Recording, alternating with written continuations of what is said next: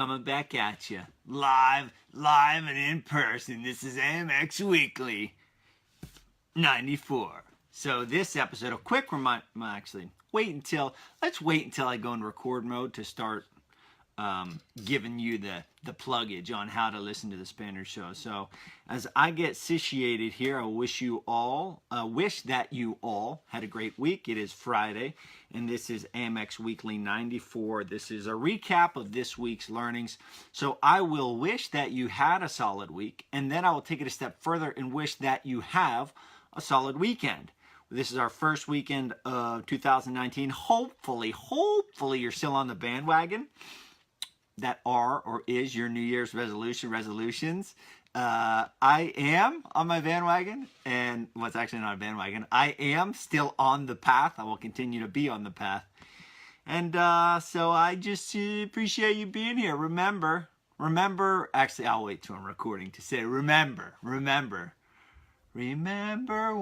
That was from Ferdinand. No, that was from Coco. Remember when. All right, let's rock and roll. 1, 2, 3, go.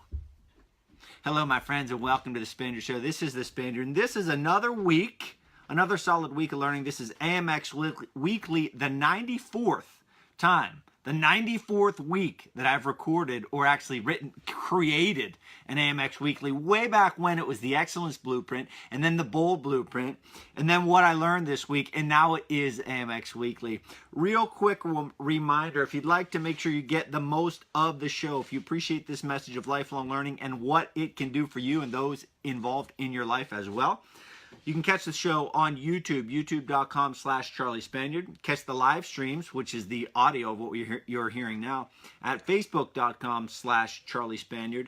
And then search out Spaniard Show, The Spaniard on iTunes or whatever podcast app you're using. And you'll be able to catch us on there too. I want to throw this out there. So one of my favorite things, I love learning, I love teaching, but I also love sharing resources, things that I think will help you. I like to get you thinking, right? I like to poke your emotions. I like to get you thinking. I like to get you articulating, if not to me, then to someone else, about what you think, how you feel, why you feel a certain way. Maybe it's communication. Maybe that's it. Empathy, feelings, emotions, communication. So I like to pass on resources. One of the things that I would encourage you to watch and figure out how you feel about it. So when I was working today, I was sitting at Panera, and I got on social media, and I was something about Ellen taking a lot of hate for having Kevin Hart on her show. I knew nothing about it.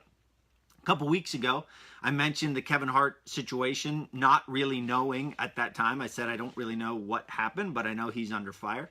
But anyway, she is under fire for having him on the show. And I just watched the segment before I came down to record. It is 1,000,000% worth your watch. So do some Googling, find it. It is Kevin Hart on the Ellen Show. It aired. Today is Friday the 4th. So search it out, watch it, articulate how you feel. If not to someone else, at least in your mind, at least in your brain. Their interaction was tremendous, and I very much appreciated watching it, and it certainly added to me as a person. So I encourage you to watch that as well. Let's dive into this week's AMX Weekly. So the sources from this week are Meat Eater. We finished up the book Meat Eater by Steve Rinella. Another book is Food Fight Fiesta. What a cool book. That was on AMX Kids, is Food Fight Fiesta. And then our interview this week on AMX Talks is with my amigo Ángel Sanz, and he is a real Spaniard. So we got a lot of great material, a lot of great information coming to you. Let's start off with Steve Rinella's book, and I want to throw this out there too. I got for Christmas his newest book, which is a wild game cookbook, and it's filled with, it's not just a cookbook. It teaches you about different wild game, big game, small game, how to cook the animal, how to prep the animal, what they taste like, what you can expect. It's really fascinating. So if you're a cook or an aspiring cook and hunter like myself, I encourage you to check out that one as well. So in the book, he talks a lot about his dad. His dad was a hard, tough guy, and he had a very real relationship with his father and a very loving relationship with his father. And his father wanted that his sons hunt. He valued it. He valued what it brought to his life, and he encouraged his kids to hunt as well. And early on, Ranella tells a story about the first deer that he missed, okay? And he was hesitant to tell his dad that he missed the deer, whether it was embarrassment or shyness or whatever it was. So he went through this thing in his head, well, should I tell him or should I not tell him? I don't know. So this is a quote about coming clean to his father about missing that first deer. Ranella says this: I told him about being scared, about panicking when the deer came, about cleaning off the arrow. He reached out and put his hand on the back of my neck and held it there, gently, as we walked along. And it was a really neat, like, why am I bringing that to light, or why did that quote in the book, why did I highlight it or underline it? I think it serves as a reminder of how far simple gestures can go. You know, so many times we get caught up in our daily life. We think maybe the things we do are insignificant or don't matter at all. Maybe holding a door, opening a door, saying please, thank you, hi ma'am, hi sir, I hope you have a great day, smiling at someone. You think, well, that's not even going to do anything, but it can do something. And it brings me back to Mr. Rogers and his simple message of kindness and fairness and treating people with respect and dignity. It's a really powerful thing. And here Ranella is. He's famous. He's very successful. He travels all around the world. Has tons of friends and admirers and fans, et cetera, et cetera. And he's telling a story about when he was a young kid, 12-ish, and his dad didn't say anything to him. He just put his hand on the back of his neck. So I think that's a great reminder to us, to you and to me, that sometimes just listening or being there is enough. The next book I'm going to talk about on AMX Books is American Wife by Taya Kyle, who was Chris Kyle's wife. Just a tremendous book, and she's the same way. Chris Kyle was the same way from what I read in American Wife, is that he just valued simple, nice gestures. So don't underestimate the power of doing such simple, kind things for or to other people. Next thing I want to talk about is connection. Connection to the earth, connection to animals, connection to your food, and kind of connection to, not kind of, but in connection to other human beings. I remember when I read Wisdom of the Native Americans. That was the first time I really got exposed to this idea of the Native American belief in their connection to the earth, that they come from the earth and they'll go back to the earth. They believe in a spirit and energy that runs through all things, that we're all connected. I never really thought of that. And that's why there's so much emphasis on walking in the grass with your bare feet to consume some of that energy, to absorb it. So this is one of the things that Ranella mentioned in the book that I had never heard of. Maybe I've heard it, but I hadn't heard exactly of this example. But I'm bringing it to you again, as I mentioned at the beginning of the show, to simply think it out. Right? I'm going to ask you some questions after I tell it to you. Just think it out. If someone's sitting beside you, tell them how you feel about it. Quote, remember, this is about connection to the earth, food, animals, and or other people.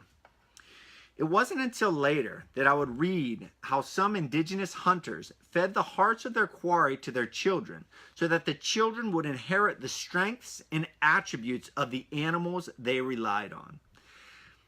If I would have read that 4 years ago, 2 years ago, I would have thought, oh my goodness, that is weird, that is crazy, ugh, gross, disgusting. And now I read it, I think to myself, that's interesting, that's really interesting. I'd love to learn more about why they think that way, or how they think, or you know, what in the evolution of that group of people made them do that. I'm just curious to learn about it. So my question to you, like, understanding that how some indigenous hunters fed the hearts of their quarry to their young children so that the children would inherit the strengths and attributes of the animals they relied on. So there's two things there. One, the fact that they'd feed the hearts of their quarry to their young children. That's one thing. But then also the belief that the children would inherit the strengths and attributes of the animals they relied on. I've heard, I can't recall right off the top of my head, but I heard recently someone was talking about that idea of walking in their bare feet in the grass connected to the earth, that it's supposed to do good for you. They said, I can't directly say that it has, but I can't say that it has not, so I'm open to the idea that maybe it does. Okay, some people just turn those things off, saying, nope, terrible, stupid, dumb, never going to do it, never. But then other people might think like that, or might think how I think, yeah, you know what? I don't know. And then you think more about it, and then eventually you come to your truth. So if you're with someone or in your mind, answer the question, how do you feel about that? How do you feel about the idea that some indigenous hunters fed the hearts of their quarry to the young children so that your children would inherit the strengths and attributes of the animals they relied on? It's somewhat a spirituality. You know, this is getting into spirituality, the idea that we're connected to something bigger than ourselves. This is practice, right? Practice saying why you feel, how you feel about that custom. Moving on to Tuesday's episode, which was AMX Kids, Spain, baby. And AMX Kids on Tuesday, AMX Kids 27, we talk about the world's biggest food fight. Who doesn't love a food fight? And remember, AMX Kids episodes are presented to a kid audience. Okay, and there's a couple things that can happen there. One, the kids could be listening. I could be talking to kids, or I could be talking to the kid in you. So if you've never listened to an AMX Kids episode, listen to it. They're fun. You hear my stinking excitement elevate as I dive into these books because it brings me back to being a kid, and it'll bring you back to being a kid. So Tuesday's episode of AMX Kids talking about the book Food Fight Fiesta, which my wife got me for Christmas. Thank you very much, honey. It's an exploration of history, culture, tradition. This is the world's biggest food fight. La Tomatina takes place in Buñol, Spain, which is in Valencia, which is on the coast of España. So it's an exploration of history of Spain. We talk about culture, customs. We talk about tradition. We talk about the actual food fight. We learn all kinds of history about the food fight, when it started, why it started, how it started, some of the rules of the game. It's just like a fist fight, you know. The UFC is probably the world's biggest fist fight. Well, this is the world's biggest food fight. Just as in the UFC, there are rules to the game, right? There's the rules of the octagon, rules of the tomatina that we dive into as well. It's a really insightful, educational, fun episode. Again, you can get all of these AMX books, AMX Kids, AMX Talks, and AMX Weekly by way of the Spaniard Show on iTunes, Spaniard Show, youtube.com/Charlie Spaniard, facebook.com/Charlie Spaniard. Now the next one, this quote gets a little bit graphic. It came from the book Meat Eater. Now remember, Meat Eater is about hunting. It's about harvesting your own animals. It's about cooking and preparing your own animals and being connected to the food that you eat. That is pretty much Renella's biggest thing. I also, again, in the book American Wife, reading about Chris Kyle, he had a rule too. What we kill, we eat. So there's this very fundamental basis of it's where we came from, it's what we did way back when, and it's what we will continue to do moving forward. I actually shouldn't use we, I don't do that, but I do love the idea of doing that. So this is a little bit graphic. So if you want to plug your ears or hit mute, do so. Quote, when you're field dressing an animal, which also means to gut an animal.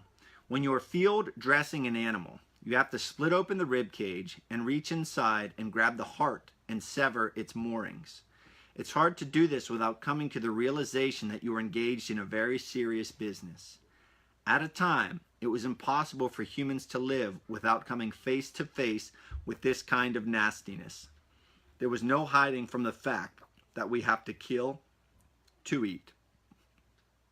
Connection is so important.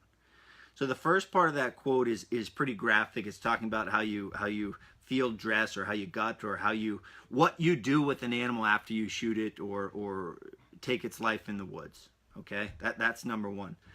But then the second part, the one that I want to zero in on, is this fact that it was impossible for humans to live without coming face to face with this kind of nastiness.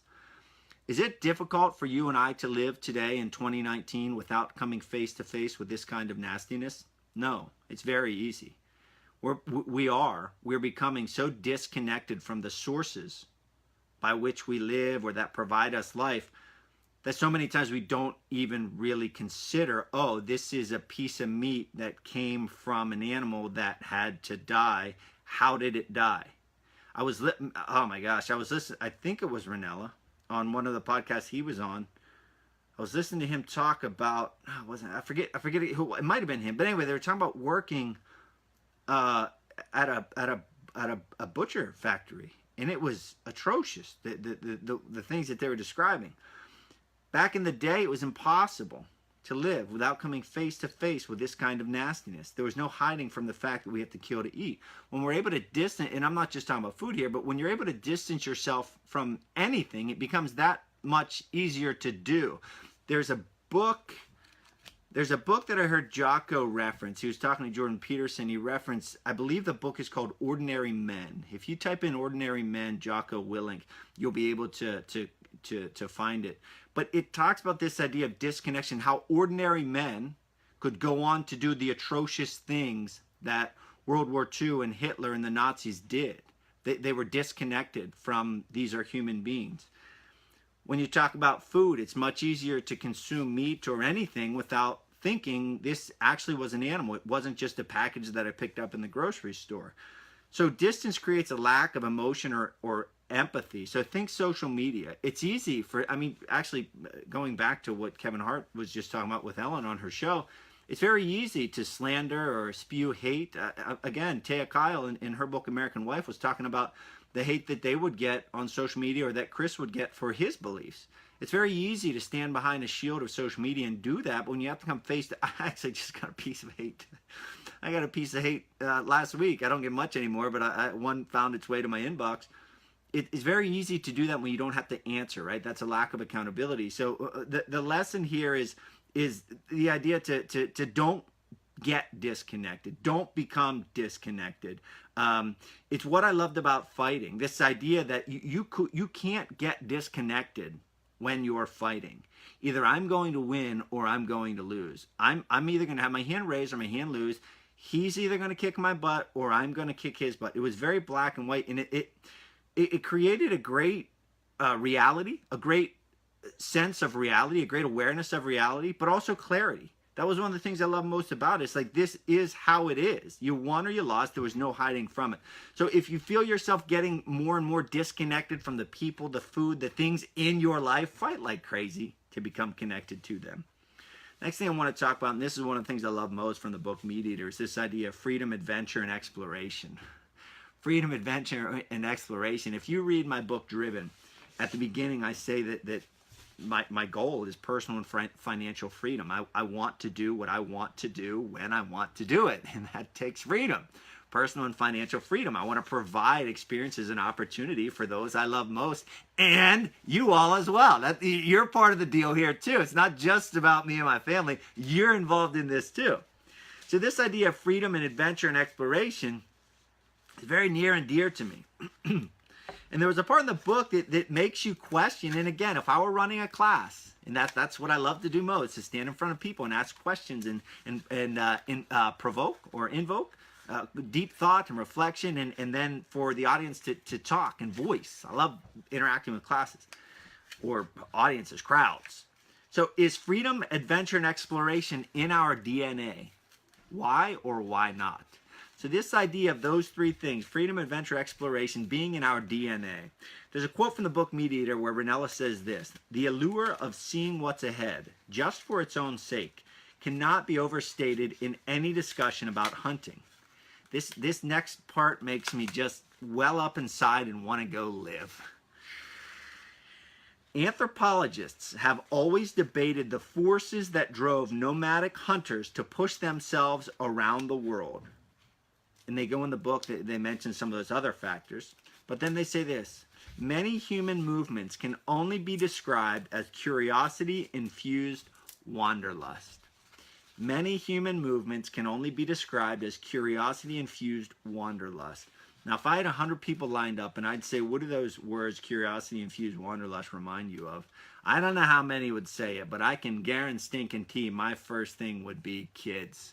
Reminds me of being a parent. Every day raising a 5-year-old and a 2-year-old is like watching firsthand curiosity-infused wanderlust. What will happen if I push this button? What will happen if I touch this thing? How far can I push my mom and my dad? How many times can I not listen to them until they get angry? That is curious. So if I were to answer the question, is it in our DNA? Freedom, adventure, and exploration, I would say resoundingly, without a doubt, yes. I see it in my kids daily through exploration, discovery, curiosity, finding the answer to what would happen if. It's all there, and it's one of my favorite parts about being a parent. It's one of my favorite things about watching my kids grow and evolve, is that idea. So yes, my answer is, it is in our DNA. Moving on to Thursday's episode, AMX Talks 212. It was a Spanish week here on the Spaniard Show. Even more so than just being the Spaniard Show. We had Ángel Sanz. So Ángel Sanz is a former professional basketball player. He's a businessman. He's a proponent of sports. He also runs Spartan Race Spain. He's a man of many talents. Went to University of Houston, played basketball there.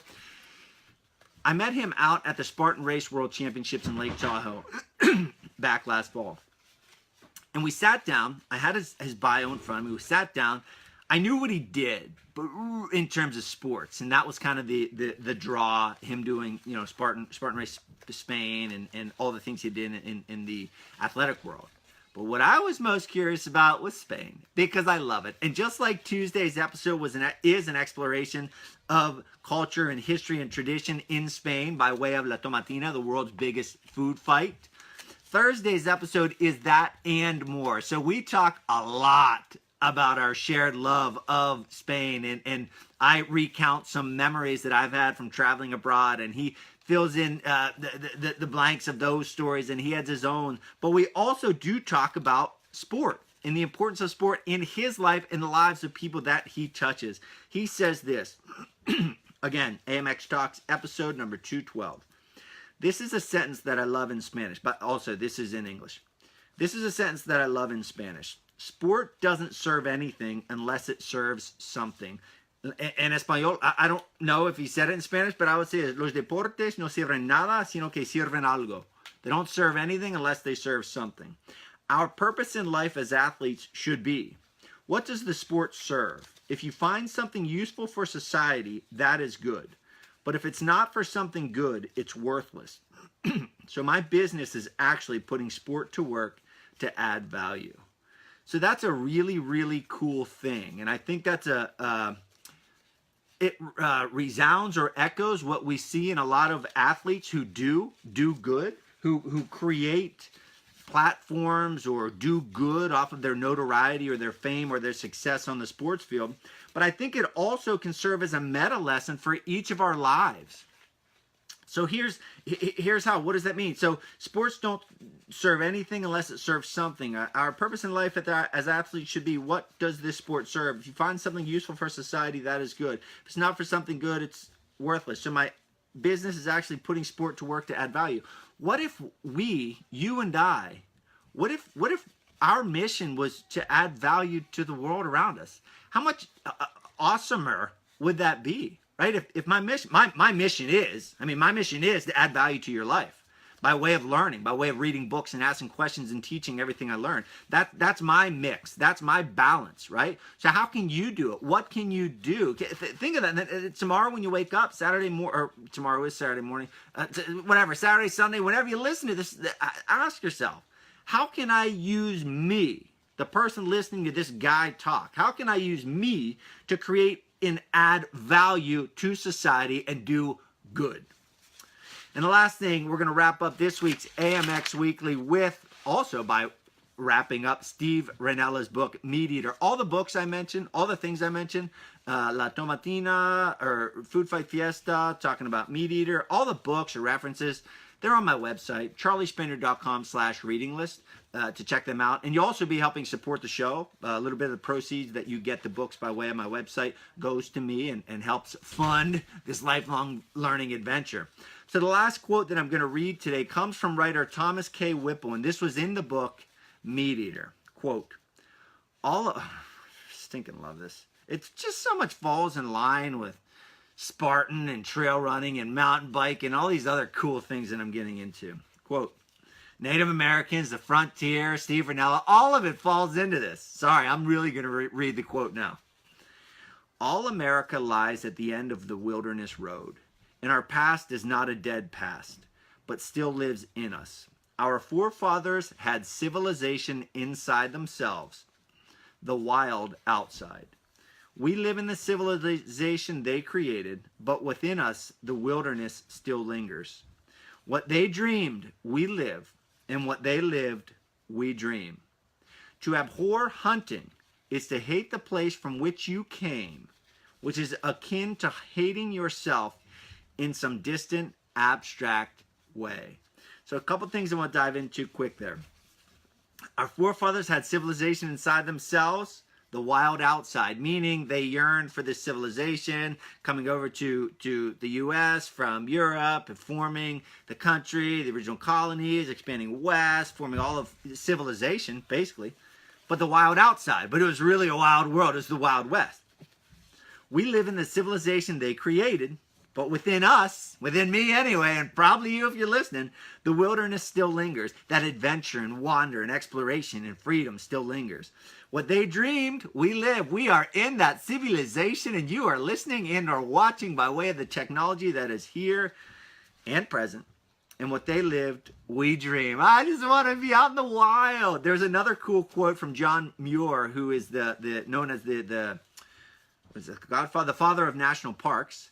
And he says, wildness is a necessity. I stinking love it. Wildness is a necessity. But then Ranella goes on to say, to abhor hunting is to hate the place from which you came, which is akin to hating yourself in some distant, abstract way. What does that mean? To abhor hunting is to hate the place from which you came. So Ranella is stating, and I'm agreeing with what he stated, that's where we came from. We came from hunters and gatherers. So to hate hunting, to say I hate that, is to hate the place from which you came, which is akin to hating yourself in some distant, abstract way. That's like saying, I'm going to hate myself someday for having been who I am today. It's really cool. That's why I love watching this guy. Check him out, Steve Ranella. He's got the Meat Eater podcast. I think it's Meat Eater TV doc, the Meat Eater, whatever. Just Google him. You're going to find his new cookbooks out there as well. I also have in my possession, if you're watching on video, you can see it, another one of his books, American Buffalo, that I will read here in a couple books from now. But I encourage you to check it out, check him out, check everything out we got going on. Again, subscribe to the Spaniard Show on iTunes by searching Spaniard Show or whatever podcast app you use. Watch us on youtube.com/Charlie Spaniard, facebook.com/Charlie Spaniard. My reading list is on my website, charliespaniard.com as well. Speaking programs. I want to love learning in front of your people, folks. That's what I want to do. Stressing the importance of lifelong learning, sharing examples and books and resources, my personal experiences, the lessons I've learned about adversity and success and failure and shooting for goals and working tirelessly and tenaciously and getting after it, folks. charliespaniard.com for all of that. Have yourselves a merry little January. See ya. Tom Palfy, good to see you, dude. I just saw your post and thought, where'd Mr. Palfy go? I miss him. I miss him. I appreciated all our interactions, Tom, and I hope to see you back. Everyone else, thank you for tuning in. All the plugs were made. Very excited to start a new book on Monday. American Wife, tremendous book. So much. It's just perspective, and that's what I love most about these books is perspective and insight. Be sure to check us out across all the platforms. All the links are on my website, charliespaniard.com. See ya.